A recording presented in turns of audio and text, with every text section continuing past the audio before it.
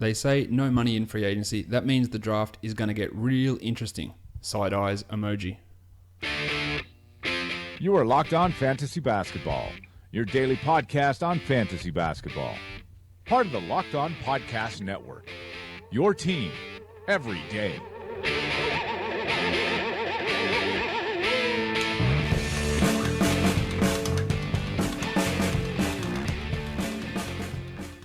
Hello and welcome to the Locked On Fantasy Basketball podcast brought to you by Basketball Monster. My name is Josh Lloyd and I am the lead fantasy analyst at basketballmonster.com, and you can find me on Twitter as always at redrock_bball. The NBA draft is in the books. The 2018-19 season, in my opinion, has officially kicked off now that we've turned over. Not even though the league year doesn't turn over till the 1st of July. We are in this new season as far as I'm concerned.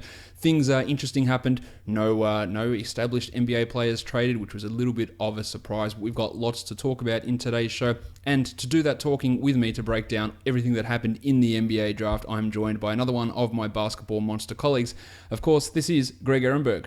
As Greg runs in, we realise this could get dangerous. Greggy. Yeah, I'm excited to be back, Josh. And just like the Utah Jazz, I had no plans to pass on coming on the podcast, just like they had no plans to pass on Grayson Allen. Comedy Woj was probably the highlight of the night. For those of you who weren't aware, the word was that ESPN and Yahoo and other sites weren't allowing their reporters, notably Woj and Shams, to tip the picks. They had to wait till they were announced on TV. So instead, Woj went out there, and instead of saying whoever the Memphis Grizzlies are selecting Jaren Jackson, he just continued to roam through thesaurus.com and find whatever way he could find to give the impression that this is what's happening without making it definite. My favorite one when he said I think the Portland Trailblazers have a laser on Anthony Simons. That was my favorite one. I liked the no plans to pass. I also saw a really funny mock tweet that somebody did early in the night where they said, how long until Woj says this team has a hard-on for this player? I wanted him to do... He needed to get creative. He needed to do something for the Sixers about trusting the process. They're trusting the process on selecting or something like that. But he was on fire, dropping comedy all over the place. We got lots to talk about in this draft. Michael Bolton's ready to go. Let's get to it. Perfect. Let's talk about it. But before I do, Greg, just not one last mention, because I'm going to mention it again.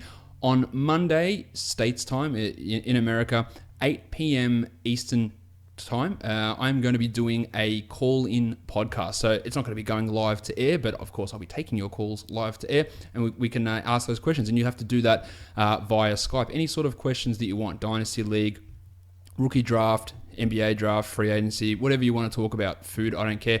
You can call into me and have those conversations. And the way that you do that is via Skype. And what I'll do is you send me a message, and then I'll call you back on Skype when I'm up to you in the queue of people that are there, assuming you're around at 8 p.m. on Monday. Go and add me on Skype at JoshLloyd48.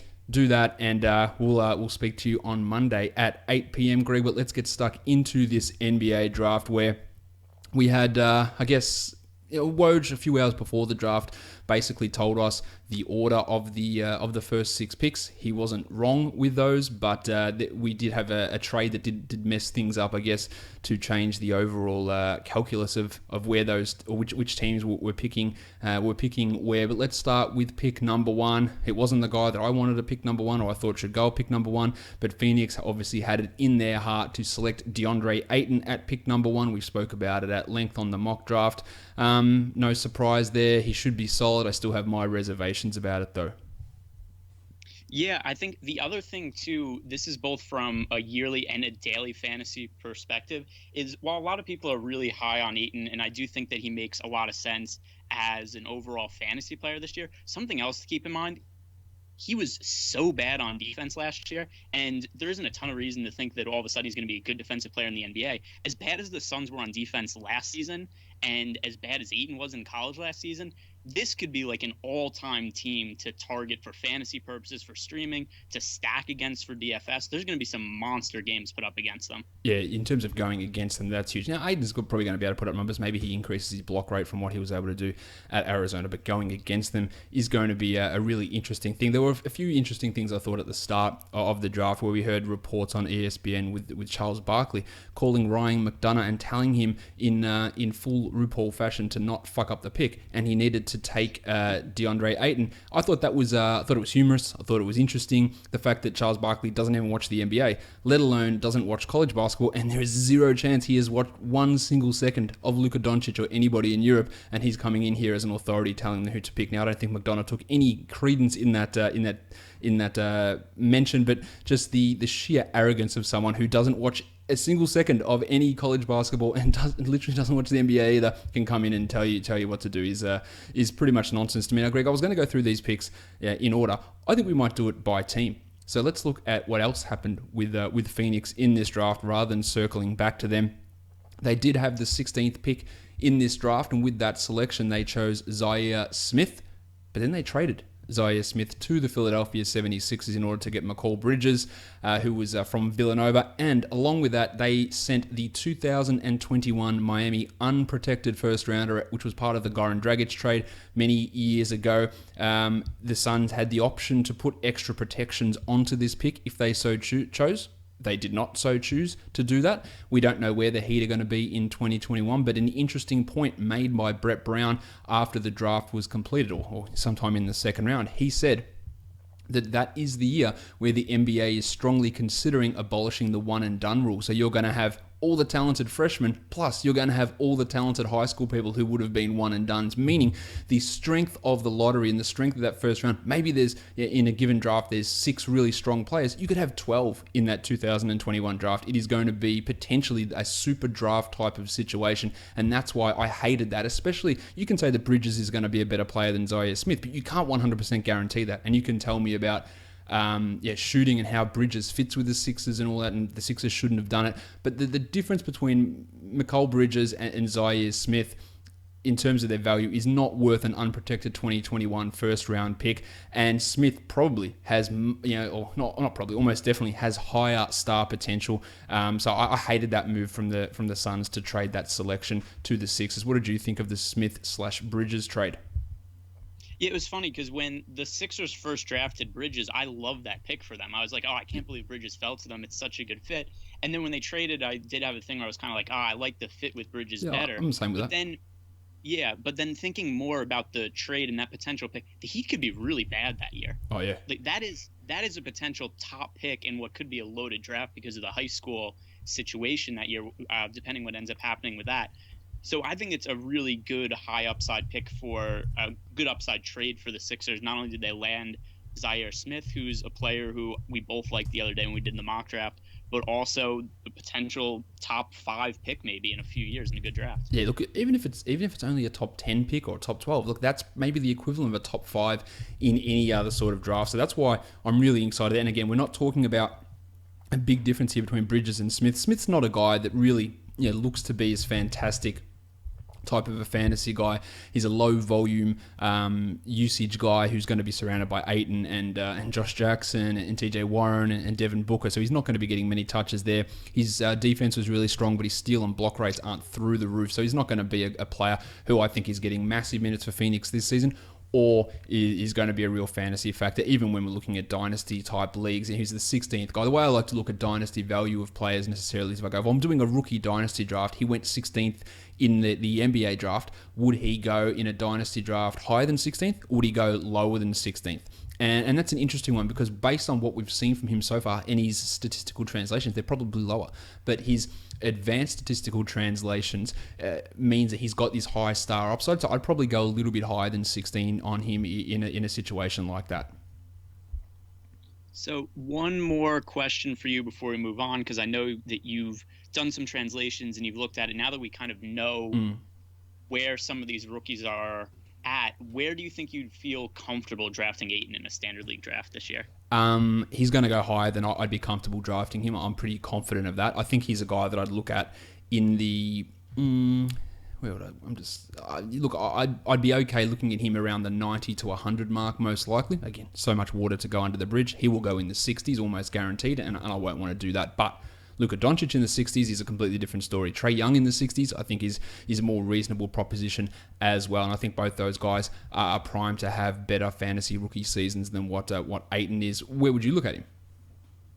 Yeah, so Ayton, I think that's probably fair where I'd pick him around the 90 to 100 mark. The other thing, too, that I'll bring up, I very rarely end up in standard leagues drafting these high guys because they end up getting so hyped and drafted getting in because everybody's excited to get their hands on the new thing.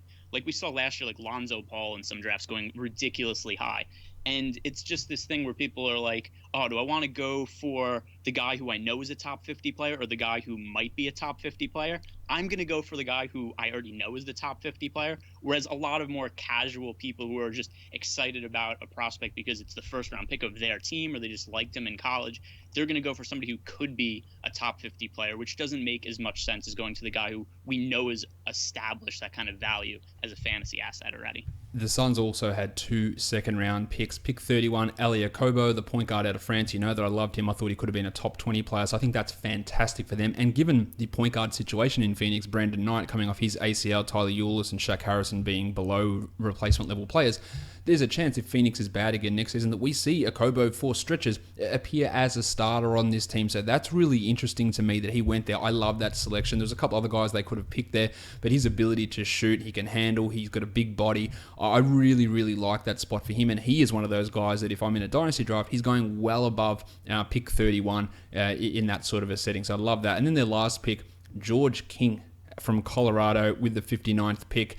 Not a guy that I believe I did any sort of statistical translation. Oh, no, that's not true. He was in my top 164. So Georgie slipped in there. He wasn't translating all that well. Didn't shoot the ball well. Defensive stats aren't fantastic. He was a 5-year guy in college, redshirted his sophomore season, only averaged 13 points with 6 rebounds. Steals and blocks are minimal. No, he's a G League guy at best, I think, unless you've got some scorching hot takes on George King. What's your thoughts on Okobo there at 31? Yeah, I like Okobo. I can't remember. I think I drafted him. We did the mock draft the other day towards the end of the first round as kind of like a home run type play. I can't remember which team it was for. It might have been the Hawks. But yeah, I agree with you on Okobo from France. Super athletic. There's a lot of upside there. And for a team like the Suns, that's the kind of pick you make at this point in the draft. There are no safe picks like late first round, early second. I think you take the really good athletes, the guys that have a lot of upside. And the Suns also, they're not going to be a team that's vying for a playoff spot this year. You give some of these young guys playing time and see if they could develop into something. Exactly. That's it. I think that's how everyone should be looking at the Suns and their draft. Now let's go to pick number 2 with Sacramento. They went with Marvin Bagley III. I hate this decision. It should have been, look, I can understand going Ayton over Doncic. I will never understand taking Bagley over Doncic. I will also never understand the Kings' reasoning, which was leaked out through some of their beat reporters, including Jason Jones, that they weren't going to take Doncic because they didn't want to take the ball out of De'Aaron Fox's hands. I've never heard anything as stupid in my entire life. Therefore, if you're the Houston Rockets, you know what? Probably don't want Chris Paul because it takes the ball out of James Harden's hands. It is the stupidest thing they could. Let's just say we liked what Bagley did. You know, we wanted a guy that was an athletic force on the boards. Just say that. Don't say bullshit like this or have that leaked out that you don't want, because we wouldn't De'Aaron Fox have the ball. You know what De'Aaron Fox is? He's a score-first guy who can't shoot. He's not this great distributor. He does need the ball in his hands, but Doncic works better with someone else who is a ball handler on the court as well. It is absolute nonsense that they made that selection, and that reasoning is just as purely Kings as you can get. If you're a good team, you need multiple people handling the ball. That's how all this stuff works. But instead, you know what? Bogdan Bogdanovic, he can handle the ball. That's fine. I really like Bogdan, but you cannot pass up Luka Doncic in this spot. Marvin Bagley, I think, is going to struggle defensively. Poor wingspan. Yeah, he's an athlete. He's really an explosive jump. Good rebounder, good scorer. I don't think he's going to be necessarily a great type of fantasy guy. The translation stuff's not ideal. The free throws weren't that great last season. He would be a guy, again, that at pick 2, he would be someone who I'd go below that spot in any sort of dynasty drafts. And I'm pretty confident that he won't be a guy that I would want anything to do with in standard leagues, and I probably wouldn't even draft him next season.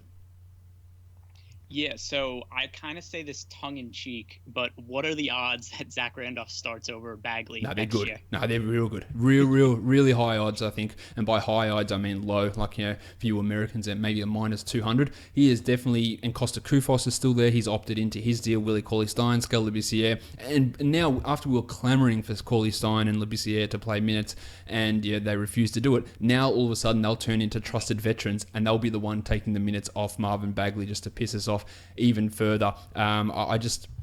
I cannot see Bagley as being, and people are going to take him in the 70s and 60s in drafts, and I want absolutely zero to do with it, especially with the way that Dave Yeager runs things in that front court. If you think he's coming in and playing 32 or not, I think you're going to be very, very sorely mistaken. We will see, of course, but that defensive issues that he does have, plus the love affair with Randolph, I think is going to be a significant problem for him in his overall value. In terms of what else the Kings did, well, they didn't do too much. They had pick 37, and they sent that to the Portland Trailblazers for 2 future second-round picks. So we'll get to that one when we talk about the Blazers later. I didn't hate it. There was Gary Trent Jr. They could have kept that spot. They do have a lot of guards at that area. There's Hield, who's a shooter, but getting shooters is never a bad thing. So in the end, I probably would have kept it, but I don't really want to bash that one too much. But let's talk about bashing picks, because with the third selection, the Atlanta Hawks selected Luka Doncic,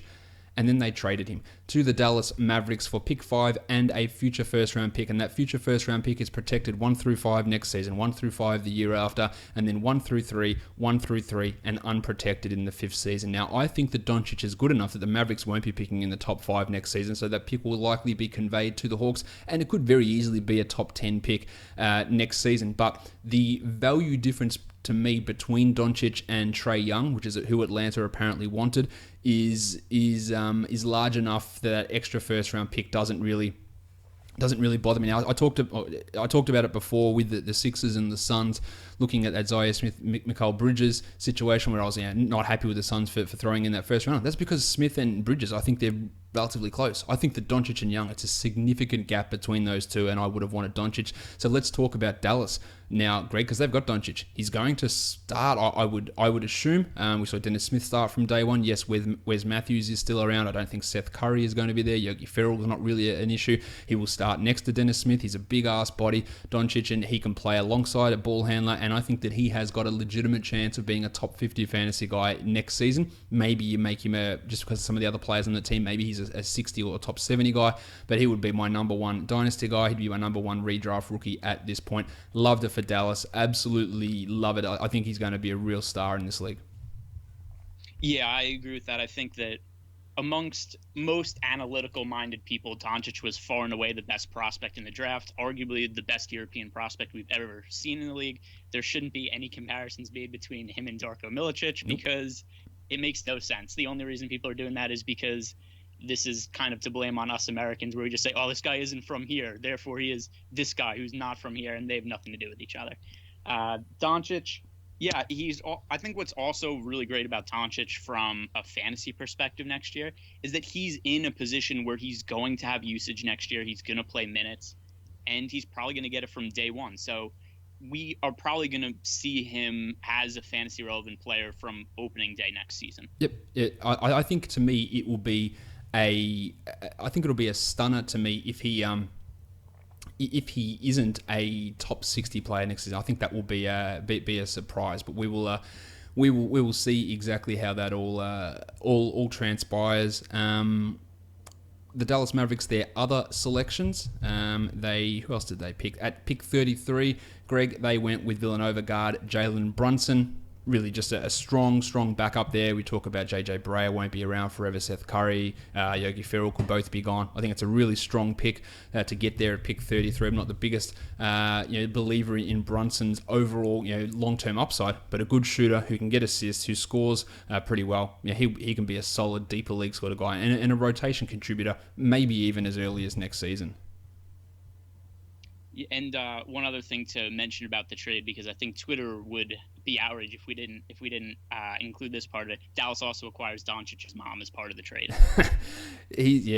I'm sure many people have got lots to say about Doncic's mum, given the Andre Iguodala did. That's going to be the what did he say? Bench spot of the season. When Doncic got drafted, Iguodala tweeted, "Mom's nice." I think that was what he said. Wow. If you don't know what we're talking about, just go and Google Doncic's mum, former Slovenian model from my limited googling. You can go and check that out. Let's have a look at where we are. I think there's more picks from the Mavs. Who else did they make a selection of? They had pick 54. And they traded that to the Sixers for pick 56 and pick 60. They got the golf ball, Ray Spalding, big man out of Louisville. And then with the last pick in the draft, they selected Kostas Antetokounmpo out of Greece/Dayton. I don't think there's really much to get interested about with Yanni's brother. A guy that didn't really do huge amounts for Dayton last season. Ray Spalding's a guy who blocked a lot of shots, got a lot of steals, a decent rebounder. But look, there is some interest in that front court with Nerlens Noel, Salah Mejri, Dirk's aging carcass there, but he's never going to translate into a starting big man and shouldn't be someone that you look at overly highly in fantasy, but probably a guy that I would take ahead of pick 54 in any sort of dynasty format. Yeah, the other thing too with any of these late picks, second round, like every once in a while we'll see like a Draymond Green or somebody like that who becomes a really good player. But we probably don't want to really draft any of these guys in standard leagues because they hit so infrequently. And the other thing also is just that generally there isn't a lot of there's not going to be playing time available to any of these guys. And also I did find the exact words from Andre Iguodala was "Mom's decent." That was what he said after the draft. I'm here for that. All right, pick 4. Let's go with the Memphis Grizzlies. They selected Triple J, Jaren Jackson Jr. Initially, there was reports that Jackson wouldn't work out for them. He didn't want to go there. He claimed later on, after he was drafted by them, that he was just a scheduling conflict, so nothing to see here. Yeah, Jackson's a guy that I really like. He's got the potential to be the second best player in this draft class. He's got the potential to be the best player in this draft class, a defensive player of the year type guy who does have some offensive upside. Great shot blocker, really good defender, hits threes, handles a little bit loose at times, but a guy that is quite a strong prospect. And out of all 164 guys that I translated their stats across, he came out as number 1 ahead of Luka Doncic. Now coming into Memphis, with Marc Gasol in place there, I guess it puts a little bit of a cap on what he does in this initial season, but Jackson played at the 4 all last season for Michigan State, and their 4 men in Memphis consist of JaMychal Green and Jarrell Martin, 2 guys who you shouldn't be putting in the way of Jackson developing. He might not start the season there, but he is a player that if he gets 22 minutes, 23 minutes a night, that's probably going to be top 120. Think of like what Jarrett Allen was able to do in his limited minutes, except Jackson has significantly larger upside. He'd be the guy I'd take number 2 in dynasty formats, probably over 8, and if I'm just looking long term, and I think he's probably a guy that I'd take a flyer on at the end of standard league drafts. Love this, even though for the first year maybe it's a little bit of an awkward fit with the Gasol, but who's to say if Gasol remains on this team by the end of the year? I think this Memphis team is going to be a nightmare on defense for teams. If they're going to start Jackson next to Gasol and they get Conley back healthy, this could be one of the best defensive teams in the league, and kind of like the inverse of what I said about the Suns and Ayton. From a fantasy perspective, it's going to be very tough to accumulate stats against the Grizzlies. They're going to be playing at a slow pace next year, and they were one of the better defensive teams in the league just a couple of years ago, and a lot of that has to do with having Conley and Gasol both healthy. They sucked last year, and a lot of it had to do with the Conley injury. With him coming back, I think this is going to be a way improved team. I was just going to mention... one thing I was going to mention that I did talk about in the Dwight Howard trade podcast I did yesterday, talked about the possibility of Dwight getting bought out. It's going to happen. He is not going to impact Jarrett Allen's value. So anyone who panicked there, I did say to calm your tits because, I didn't think Howard would be on that team by the end of the season. I said there was a significant chance he wouldn't start the season there, and that is absolutely what is going to happen. So have a look at Allen and recalibrate your expectations back to what they were just 48 hours ago. The Grizzlies, what else did they do in this pick? Now, pick 32, Javon Carter, really, really strong defensive point guard out of West Virginia. Another guy whose translations were really sensational because he just stole the ball all the time. And I say it all the time, I'm going to drum this into your head as much as possible. Not yours, Greg, because I know you know it. Other listeners to this show. If you've got a good steal rate, it is a pretty bloody good indicator that you can be a useful NBA player. And if he can come on, like say Tyus Jones is able to do in Minnesota, if he gets 22, 23 minutes and getting 1-2 steals per game and getting some assists, shooting the ball decently well from three, good free throw shooter, he has got the ability and this is a team whose point guard situation was a nightmare when both Tyreek and Mike Conley were out, and Tyreek is absolutely no guarantee to be back there. If he's slotted in and started playing 27 minutes a night ahead of Andrew Harrison, Mario Chalmers, whatever else bullshit they were rolling out there last season, then Javon Carter would be a guy that you would pick up in standard leagues. That is how confident I feel that he can at least hold his own defensively and then add those other numbers. Not going to happen from day one, clearly, but this is a guy that I would clearly take ahead of pick 32 in dynasty formats.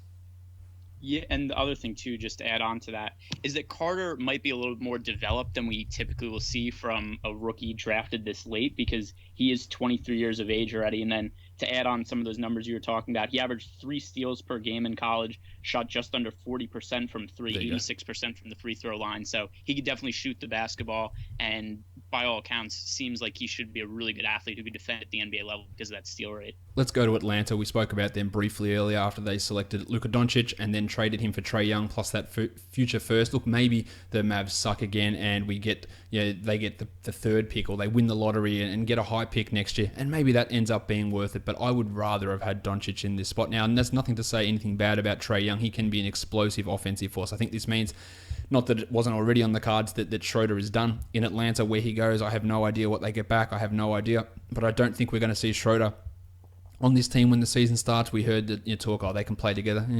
No, that they can't really.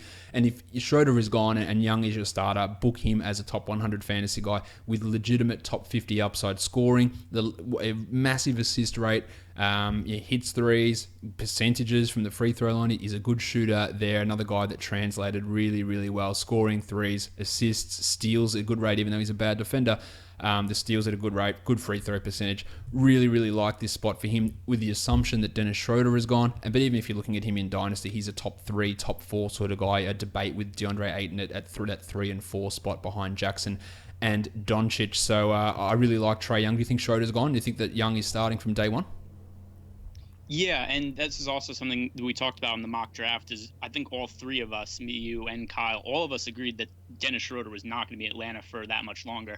I don't think that we realized that it could be as imminent as it seems now, because I wouldn't be surprised if Schroeder is off the team like a week from now. Yep. The other thing that makes Trae Young really interesting is if you look at the build of this Atlanta Hawks team right now, Schroeder was using 30.4% of the usage last year. They don't have any scorers. So I think that assuming that he's gone, Trae Young is going to have a massive usage rating this year, and I think could really have a really big fantasy year. He's somebody who I think I could actually see myself being higher on than what the general public is, and I wouldn't be surprised at all if he ends up being, just from a fantasy standpoint, the highest ranking rookie next season. Agree. I think that it's going to be between him and Doncic for the highest ranking rookie for next season. I said it wouldn't take him at 1 or 2 in dynasty formats, but I think for next season, he has got a legitimate chance to be that number 1 fantasy rookie. And in that sense, it's a great opportunity. It's a great spot for him when we were looking at it from a fantasy point of view. I wouldn't have made that decision if I was running the Hawks front office, but that's a really, really strong pick. And then they backed it up at pick 19 and selected Kevin Huerter from Maryland, a shooter who can handle the ball, who can pass. Absolutely perfect fit, I believe, for the modern NBA. They're going to be bombing the shit out of threes on this team. I think that we're talking Orion Prince. Formerly, he had some really good moments at the end of last season. Ball handling stuff, I think that might dip a little bit this season if you got Young and Huerter in there as well, plus the return of Bazemore. But who knows if Bazemore's around? Probably won't be for the entirety of the season. If they can move on, do they go a bit smaller, put Prince at the 4, the Baptist John Collins at the 5, even though Dwayne Dedman's back? There's some talent developing here, and I do like this selection of Huerter in terms of what he's going to do fantasy-wise. His shooting is great, the threes are great, he can assist a little bit. That'll probably dip in the NBA, and not a great overall guy, so maybe a player who I'd take lower than that pick 19 in dynasty type formats, but love the pick from a real life perspective.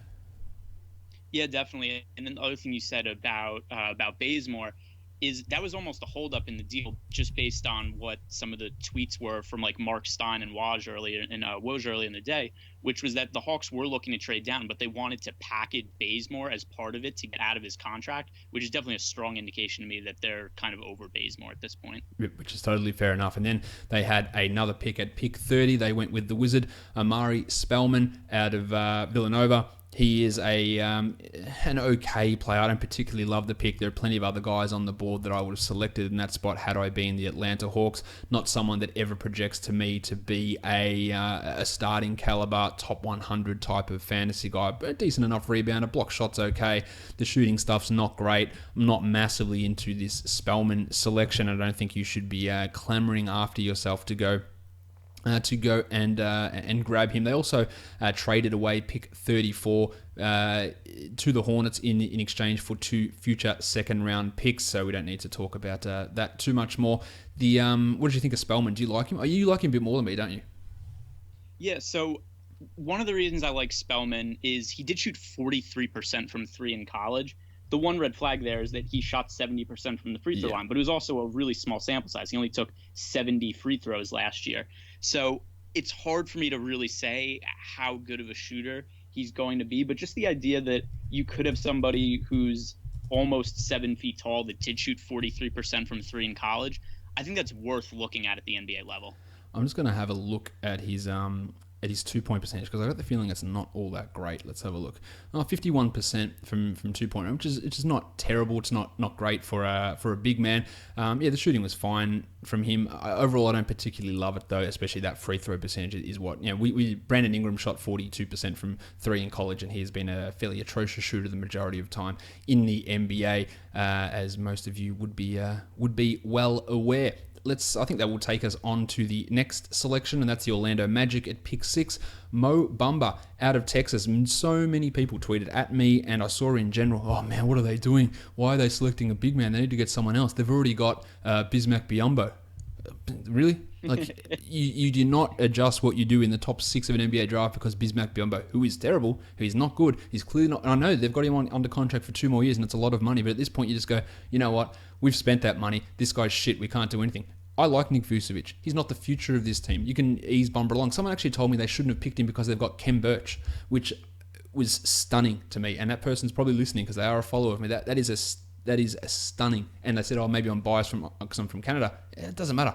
You take the guy like Bumba here, absolutely no issue with that. Look, Bumba might not work out, but does have some offensive upside, obviously massive length. And you know who's running this team? It's the guys, John Hammond, the former GM of the Bucks, who just wants length at every position, and he's got length here. Vucevic could easily be traded. Biyombo is just a nothing. I don't think Bumba's going to be starting necessarily this season, but he should be able to work into a backup role fairly quickly. And he's another guy whose fantasy translations are pretty solid, but I don't think he's likely to be a standard league draftable guy, because I think it'll be a few months before he even pushes into that 24-minute per game role. But the shot blocking ability, the percentages are a bit of a worry, the field goals and free throws, but the shot blocking could be useful just on its own. Did you like the Bumba pick, or would you have gone a different direction here?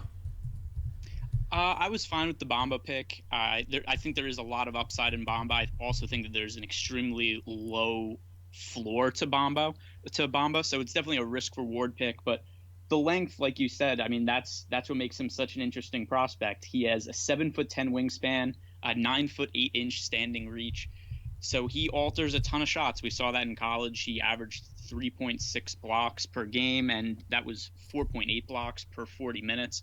So the potential for Bamba on the defensive end is ridiculously high. Like, he could be a defensive player of the year candidate. Mm-hmm. It's just a very risky pick. It's a risk reward pick, which I'm fine with it for where the Orlando Magic are in their team's development right now. They had another couple of picks as well. At pick 35, they picked Sam Vecini and Brian Schroeder's boyfriend, Melvin Frazier, from Tulane, a guy with crazy athleticism, really good defensive stuff. He projects relatively well for fantasy as well. The free throw percentage is a bit of a worry there, but the high steal rate, decent rebounder, scores okay, can block some shots. A team that always is going to need wing players, especially considering some of the lineups they were running out there on the wing last season. He could easily take those minutes that Wezawundu was getting last season. I think he's probably an upgrade there. And we talked about Spellman before.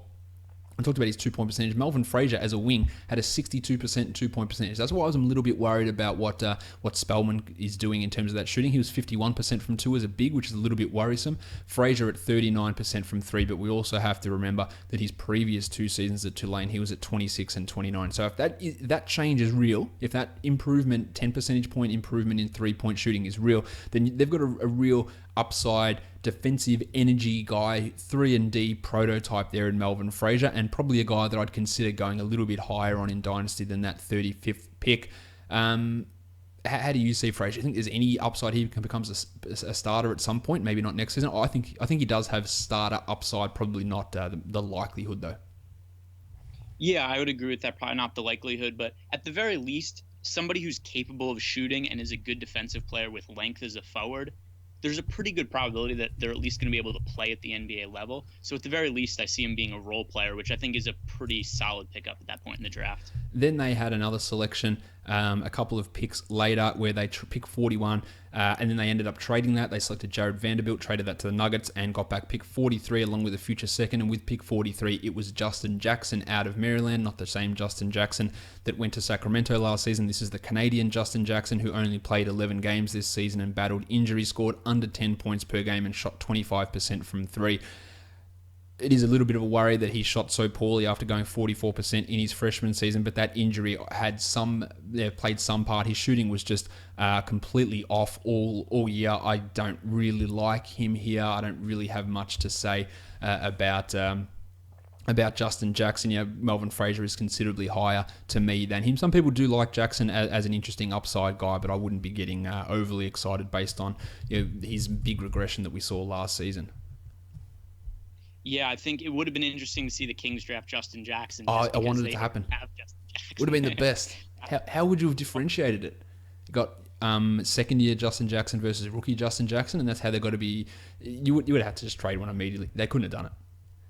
Yeah, if you can't draft Luka Doncic because you already have De'Aaron Fox to handle the ball, you definitely can't draft Justin Jackson because you already have Justin Jackson. It would have been. I would have been completely 100% in on them drafting Justin Jackson just for the complete confusion of that whole scenario. Let's get to the Chicago Bulls, and they made a good pick. Michael Porter Jr. was on the board, and they didn't go for it, which I am ecstatic about. I'm not the biggest fan of Porter. They went with the selection. I couldn't have chosen someone that's a better option for them here at pick 7, and that was Wendell Carter Jr. out of Duke, a guy that outplayed Marvin Bagley at times last season, a guy who does have some defensive concerns, but is a really smart guy. Basketball IQ is really, really high as well. Strong translations, good rebound, good blocks, good percentage numbers, field goals and free throws. Got some scoring upside as well. With the Chicago team who benched Robin Lopez down the stretch and has Chris Felicio and Punch Bob Shiplock as their other center options, Carter could easily move into that spot now. They clearly don't want to start Bobby Portis there, so Carter could be in the mix there. Do they run with Markkanen a little bit more at the 5? I don't know, but I think that Carter's getting 20-plus minutes next season, and I do like that pick from him there, and I think there's a realistic chance he's better than a guy like Bagley who went ahead of him, and he's got a significant chance to be better than Bumba as well, to be honest. Yeah, and long-term, I really like the fit of him next to Lauri Markkanen, especially because both of them could shoot the ball. Markkanen, we saw a really good shooter last year. And then Wendell Carter actually shot 41% from 3 in a pretty small sample size at Duke, but still that's a very high percentage to make shots. So he's going to be able to spread the floor playing next to Markkanen, and that's really going to open up the court whenever they are able to add some more quality guards to the team, which they don't really have right now. Yeah, they've got Chris Dunn, they've got Zach LaVine, but you're right, they don't have quality guards.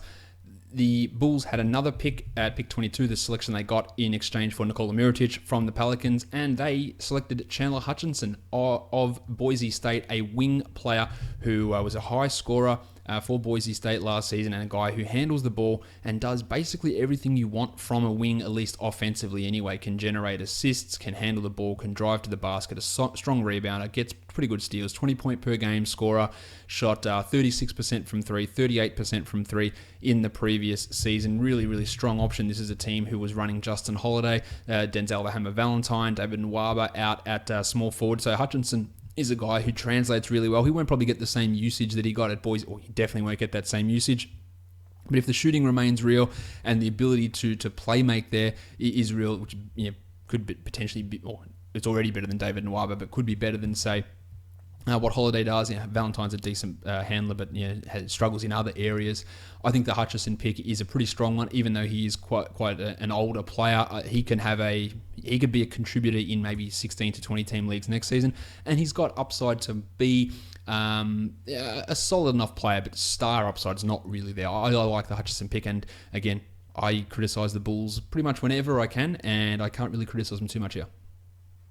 No, I thought they had a pretty solid draft. The Hutchinson pick, definitely not a home run pick, but like you're saying, good 3-and-D guy. He did shoot 36% from 3 in college, only 73% from the free throw line. So maybe a little concern that he's not going to be a great shooter, but at least a capable shooter. And then also solid defender. And then, like you said, a little bit on the older side at 22 years old. So probably not going to be developing a ton going forward, but also somebody who should be able to at least stick in the league. We would assume that that's the case, and I think the Bulls got a couple of good ones. One thing I didn't mention earlier: Luka Doncic is going to wear number 77 next season, and everyone get me a Mavs Doncic jersey, number 77. In on it, send it to me. Let's go. I am totally in on him wearing number 77. Love it. Everyone should go with crazy numbers. Just forget these single digit ones. Let's go big. Let's go 99. Let's run out the Gretzkys. Let's just go big as much as we possibly can. Really mix things up. I'm gonna run out number 52 as a number. Let's really go wild with it. I want to see fractions. 0.5. Pick 8, the Cavs. This is where it really took a turn for me. I didn't like the Doncic decision. Didn't like the Bagley. I didn't like the Doncic trade. Didn't like the Bagley decision. But I really didn't like Colin Sexton going here at pick number 8. He had concerns with shot selection, IQ, gunner mentality during his time in Alabama. We know he's a hard worker. We know he's great like that. He also has a Jedi braid, which gives him at least 20 extra fantasy points. That's how it works in all fantasy leagues I'm in.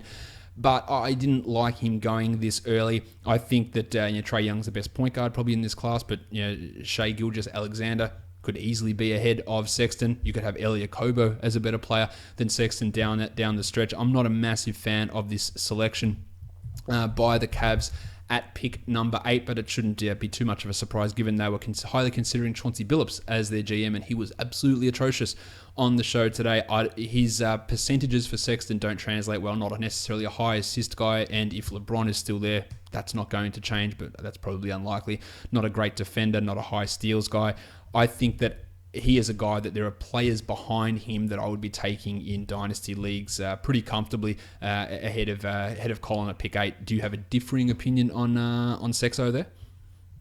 Not really. There was a point in time during the college season where I thought that Sexton could end up being a decent value in the draft, because that was kind of with the assumption that he could end up being a guy who was picked in like the 20 range or something like that.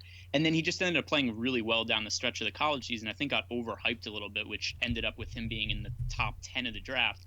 So whenever we're looking at a lot of these people, it's always relative to value and what we expect of them. So yeah, I would have really liked him had he been picked around 20, but I just felt he was a reach at the 8th pick. Yeah, I didn't like him there at that selection. That's the Cavs' only pick. And then, Greg, I'll let you handle the floor on this one because your New York Knicks had pick number 9 and they went with Kevin Knox, the Fort out of Kentucky. We always make that point of we give the benefit of the doubt to the Kentucky guys because they are hampered by the system that they play in. He is a wing player, a 3, a 4, who played a lot of 2 in college. It really fills that position of need for NBA teams.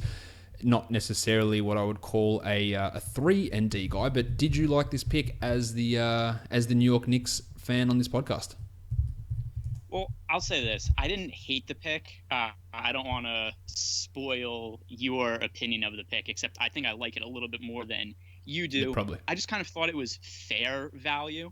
The issue I really had with it is that both the Bridges were available at this point, who I just think are better prospects and better players. So had those guys been off the board, I would have liked this pick a lot more for the Knicks. But since those guys were available, I think they would have been better picks. Sexton, Knox with the selection, I don't necessarily totally hate it, but I don't think it's the optimal player to pick either. And that was kind of how I felt last year when they took Neil Aquina over Dennis Smith Jr. It wasn't a knock on Neil Aquina. I just felt that Smith would have been a better pick at that point in the draft. Now, if I was famous enough that people listened to this podcast and aggregated my opinions, this opinion that I'm going to have here would get people would aggregate it. So don't go and do that. I'm not saying this is the case, but looking at his numbers from Kentucky, they look very similar in just the way that they're spread across the box score to what Jason Tatum was last season. And that's not to say he's going to be Jason Tatum, but he's just average in every area. 15 points, 5 boards, 1.5 assists, 0.8 steals, 0.3 blocks, 34 on his threes, 45 from the field, 77 from the line, just bang on average in pretty much every single category. And if you don't have really one standout area in your college numbers, it's really hard to look at translations for fantasy and go, this is going to be my guy. He projects absolutely horrendously in terms of overall value. I wouldn't pick him at 9 in a dynasty format. But in saying all of this, when we look at Kentucky guys, maybe he can become a better shooter. Maybe he can do what Jason Tatum did and change parts of his game. The defense is a worry. The lack of ball handling, that sort of stuff is a concern. But there's still upside. He's really, really young. I just thought, again, like you, there are other guys on the board I would have preferred them to have, like the Bridges. But the benefit of the doubt continues to go to these Kentucky guys until I deem that it doesn't. And for now, it's still there. The Knicks also had a couple of other picks. They went at pick 36 with Mitchell Robinson, the big man, athletic, 7'1", who enrolled at Western Kentucky, then pulled out to work on his game all season. Also decided not to go to college. I think I like it. I think he should have gone higher as a first-round pick. Shot blocker, rim runner, high percentage finisher. The shot's not really there, but this is a lottery-type talent who they got at pick 36. I think you should be ecstatic to get a guy like this at pick 36, Greg. Yeah, for sure. And the fit, obviously, I think that optimally Porzingis is a center long term. But either way, at this point, I don't think you have to worry too much about, where's this guy going to fit into the team long term or whatever. At this point in the draft, if you have an athlete on the board who could potentially become a solid NBA player, even if the percentage chance is really low, you take the home run swing and you hope he turns into something, because the Knicks have so little talent on the roster. You just kind of shoot for the stars and you hope that something comes of it. Yeah, exactly. So I like his upside. A guy that I would probably take ahead of pick 36 in dynasty type drafts. That shot blocking, field goal percentage, rebounding, maybe a little bit of offensive upside combination is really, really strong. It could completely go nowhere, but I do like Mitchell Robinson, and I like that pick from the Knicks. Now we go to pick 11, which was originally the Charlotte Hornets pick. We've already done pick 10, which ended up being the Suns, and or getting that from the Sixers.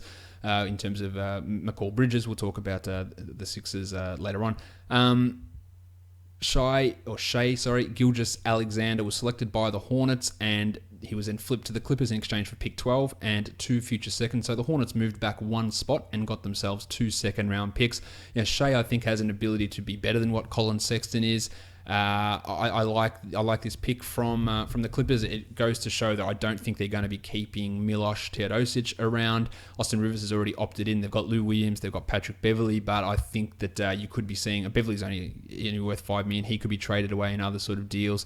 I think they're looking at Shai as a long-term guy there. Shot 40% from 3. I'm not sure how real that is. Only 1.5 attempts per game this season. A decent steal rate. A guy that I'd be happy investing in Dynasty. I just don't see much happening for him this season.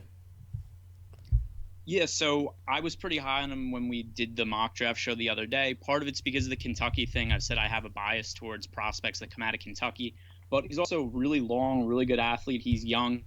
And I'm not sure that the jump shot is as bad as everybody's making it out to be. That's like the big knock on him. Everybody say, I can't shoot. So everybody, if you need to have a point guard who's able to shoot in the modern NBA, he shot 40% from 3 in college. Yes, it was a very low amount of attempts, and I'm sure that he probably doesn't have an overwhelming amount of confidence in his jump shot if he's taking such a low amount of attempts per game. But still, he shot over 40% from 3 in college, and he shot 82% from the free throw line. So there's some indications there that he's not going to be a terrible shooter. So I don't really think that the knock on him not being able to shoot is totally fair, because he made shots at a high percentage. Yeah, so look, it's not going to be a guy that's a standard league guy for this coming season, but I do really like what he's going to be able to do moving forward, and I think it's a good pick from the Clippers. They did give up those future seconds, but I'm not overly concerned there too much. It probably I was going to say they probably could have gone to 12, but they wouldn't have, because the Hornets would have taken him at pick 11. I'm pretty convinced with that. Their other selection was pick 13. And they went with, to me, a stunner at this point, Jerome Robinson, the guard out of Boston College. He'd seen a meteoric rise lately because his workouts against no people had been really, really strong. A guy who really struggles in terms of his defense. Good scorer, over 20 points per game for Boston College in the ACC. Shot 41% from three, 49 from the field, but only 3 assists per game, under a steal, not a good rebounder. A guy, again, that can score, and that's exactly what they've got Lou Williams doing there. Not a guy that translates particularly well for fantasy, especially for this coming season. He is going to be a guy that I think will just barely see much playing time at all. Again, I don't imagine Milosh is around, but I think that we're going to see Shea, Lou, and probably Austin, because Doc's still around, getting minutes ahead of him and not going to be a factor this season. And I did not like the pick really in the slightest. Yeah, and we also just saw the coach's son pick up his player option, so he'll be back with the squad next year. Yeah, I agree. This was kind of a curious pick. And then the other thing also is it's hard to see where he fits into the team as it's currently constructed. And Robinson also junior at Boston College, so he's not a young prospect. So it's a really weird fit to take kind of an older guy in the draft at a spot that you don't really need help at. So I didn't really understand the selection. Shot 41% from three this season, but only 33 the year before and 38 in his freshman year. So the three-point shooting's all over the place. His 2 previous seasons, he was at 42% from the field, so really only kicked it into gear as a junior, and I always have a little bit of concern for guys that kick that stuff in when they become the dominant older players, much like I had that concern with Buddy Hield when he played and he didn't do anything for his first couple of years and then kicked it up when he was 4 years older than everyone else. So I have that level of concern there with Jerome Robinson. He is 6'7", but defensively he doesn't really bring too much to the table, and that could be a level of concern with his overall fit in the NBA, but really a strong offensive season from him last year in college. Let's talk about the Hornets, who did move down from 11 to 12, and they ended up with Myles Bridges out of Michigan State, a player who could easily have come out last season. We know that he went back to college. It's probably a similar spot to where he would have been drafted last season, just obviously 1 year delayed on making that money. Look, I think it's a really good pick. He translates pretty nicely for fantasy. Blocks, steals, scoring, hits threes, solid percentages, good free throw shooter. I think he's a fairly strong option here. It's a pick that makes sense. He's not as good at those defensive numbers as, say, McCall Bridges, who we'll talk about a little bit later on. And it goes to a Charlotte team with Kidd-Gilchrist there, with Jeremy Lamb there, with Nick Batum there. Maybe you think some of those guys are going to move on, but it's unlikely that Bridges is going to have too much of an impact this season, despite the changing coach there with James Borrego in charge. Yeah, it's he's definitely not going to be a high upside guy. He's probably never going to be a standard fantasy player. You brought up Michael Kidd-Gilchrist being on the team already, and I think he's somebody who, I know I don't love comps and you don't love comps, but that's the kind of type of player that you could expect him to be, is a guy who's a good role player, plays good defense, probably could soak up a lot of minutes and capable of being on the court for a lot of minutes without producing a ton of numbers in the box score. But still, I think a good NBA prospect and better real-life player than fantasy player. The difference with Kidd-Gilchrist and him is he's the worst defender and a much better three-point shooter. A guy that shot 38% across his 2 years in college on almost 340 attempts. I liken him more to an upside proposition of Rudy Gay, which is fine. Rudy Gay had top 50 fantasy seasons, mainly because he was able to be a 20-point per game scorer. I'm not sure Myles Bridges can do that, but a guy that can block some shots, can get some steals, some decent rebounding, some solid enough numbers that he is able to put up with some pretty strong shooting. So he's not a guy that I hate, a guy that I think that you'd look at and I'd take ahead of, say, someone like Colin Sexton, probably in a dynasty type format. But an interesting trade there from the Hornets. They also received a second round pick from the Hawks in exchange for 2 future seconds, which they'd been getting all over the place. They got 2 seconds in the Dwight Howard deal, and they went with Devonte Graham, the point guard out of Kansas, with the 34th pick in the draft. Graham's a guy who, again, the shooting percentages, field goal, for all rookies, it's always a bother. He's likely to be a sub 40% shooter, but a pretty decent assist guy, gets some good steals, and could be a guy that, given the lack of point guard depth on this team, Michael Carter-Williams was the backup last season. Do they move Malik Monk full-time into that role? Do they trade Kemba Walker and start Monk? There's a potential there for Graham, but at this point, I'd have to look at him as the third-string point guard behind Walker and Malik Monk. With marginal upside, but I'm not overly excited about him. Yeah, he did shoot pretty well in college last year, 41% from three, 83% from the free throw line, but a really old prospect. He's 23 years old. One thing that I do think is interesting about the Hornets is they're really in no man's land right now. They got rid of Dwight Howard, and they're definitely not going to compete next year, except they're not one of the worst teams in basketball. And this is really the spot you don't want to be in. So I think this team becomes pretty interesting from like a minutes and usage point of view if they do decide to just totally blow it up, and if they offload Batum and Kemba Walker and just try to get back draft picks or assets, which I think is the route that they should try to take at this point in time. I don't know if they're actually going to do it because Michael Jordan's in charge and he's made some questionable decisions since his time taking over as owner GM.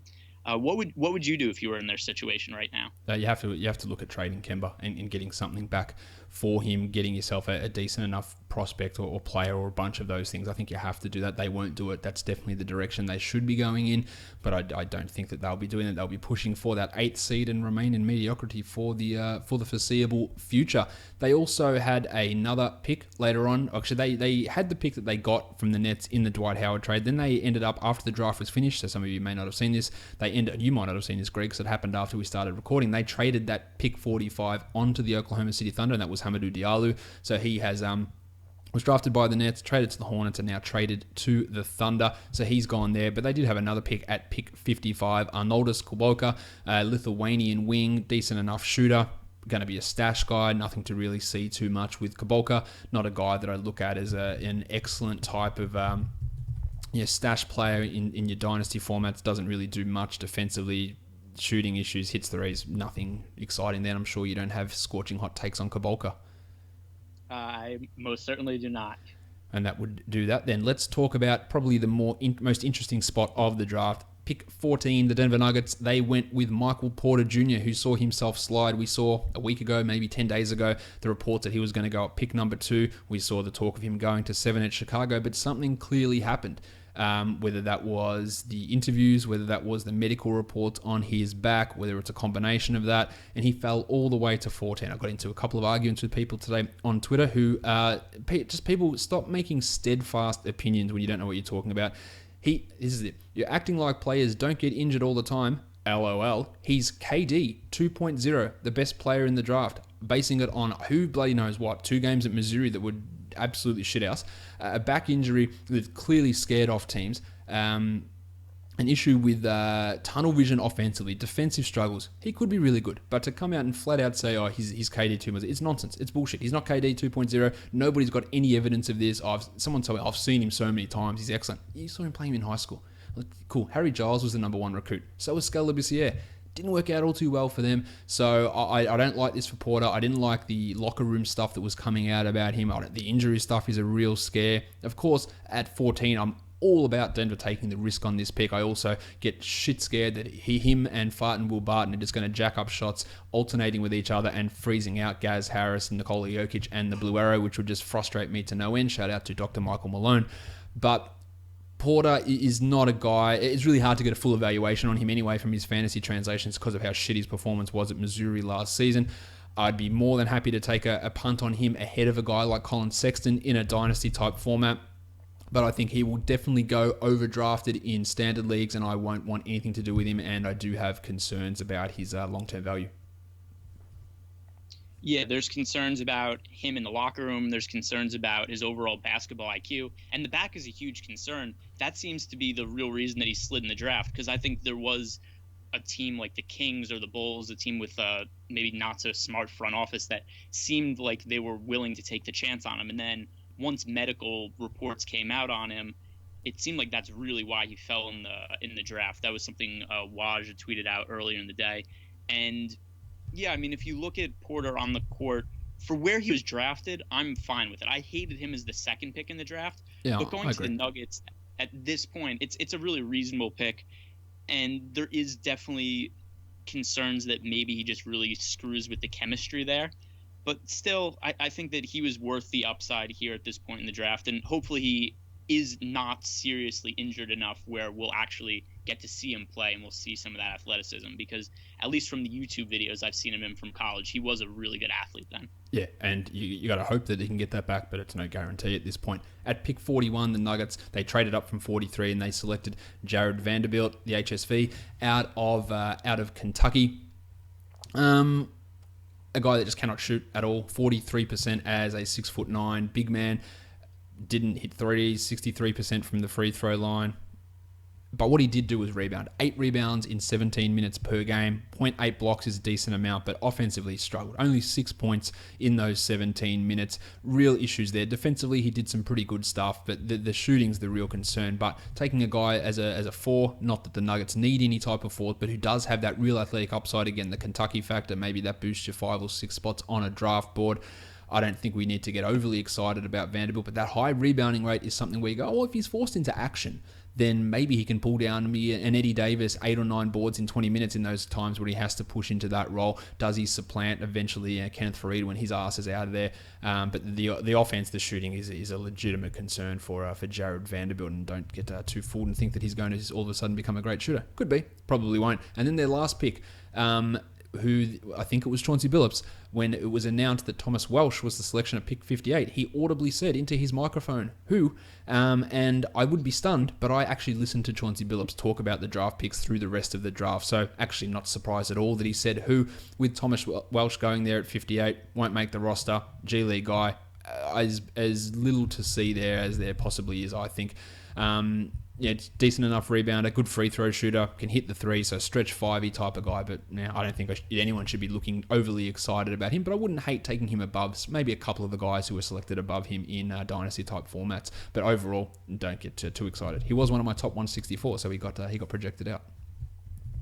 Yeah, is there anybody who's ever been an analyst on TV that you think has done less to credit themselves as a potential future GM? Like, the Cavs were considering hiring Chauncey Billups really recently to be their GM. You listen to him talk on TV for like 15 minutes, and it's like, oh yeah, no chance. Yeah, and it was legitimately confusing to think back and go, oh yeah, people go, oh, yeah, he's a good front office candidate. He just had no idea what was happening half the time. He was going at the end of the draft. He sat there and he said, I had Trae Young at pick 3 yesterday.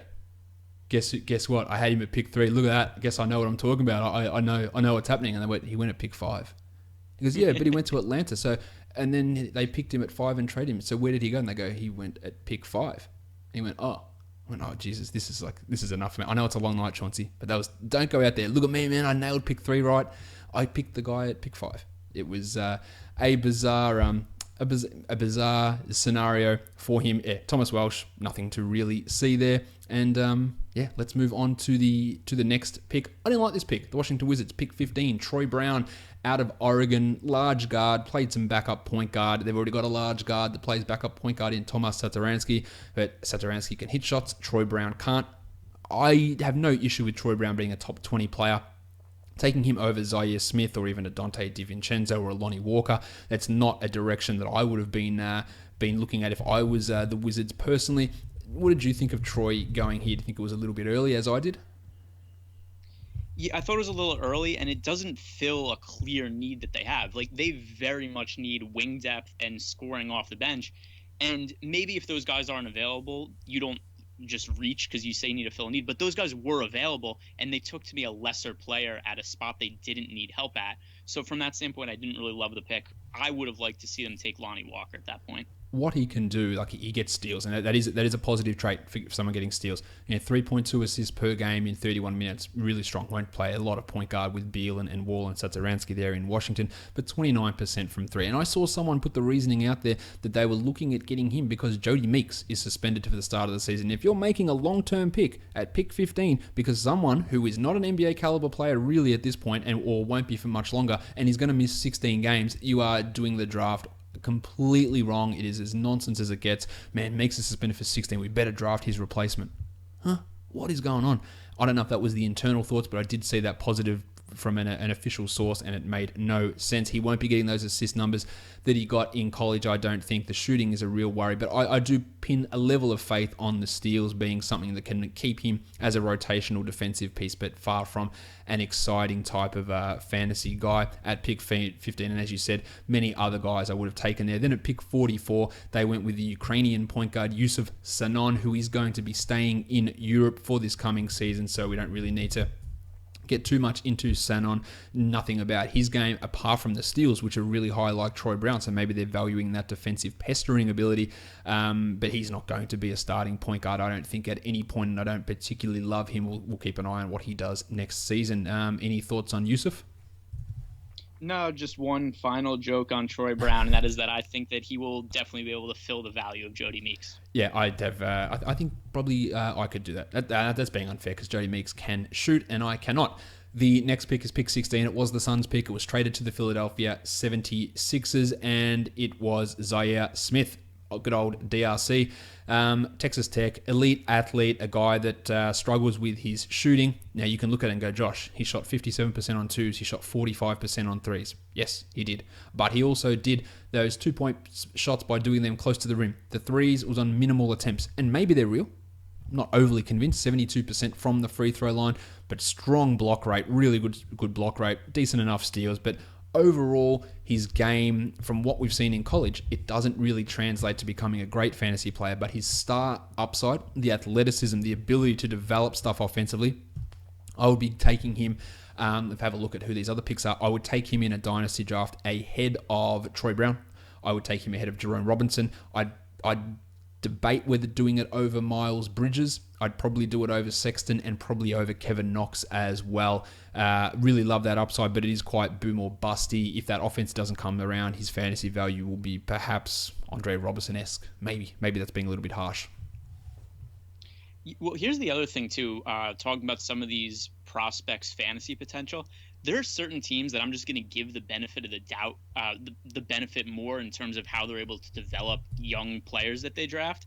And the Sixers, to me, because of what they've done recently with Saric and Embiid and Simmons and all of these really good young players, anybody who they draft with a lot of upside, that just makes me more want to draft that type of player in a dynasty league setting, because they've put themselves in a category with teams like the Celtics or the Warriors, where it's just players see more value because they're in that situation now. And let's make no mistake, Smith's not going to have much of an impact this coming season.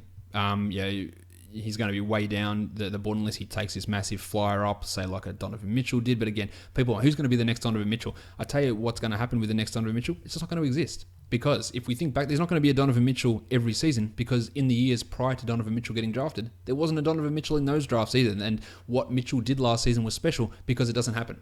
And so there's not going to be a Donovan Mitchell every season. But Smith's ability in the next couple of seasons, he could really take those big steps forward. Think maybe, we've heard him be compared to Kawhi Leonard, Jaylen Brown, even guys who can take those steps forward.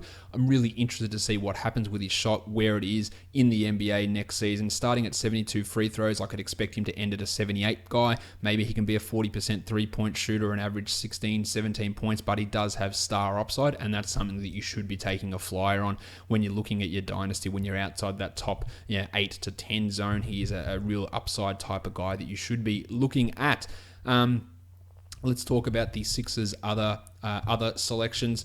Who did they go for? Because they've got a bunch of stuff and they made a ton of trades. Let me just have a quick look because my thing is not working. There we go.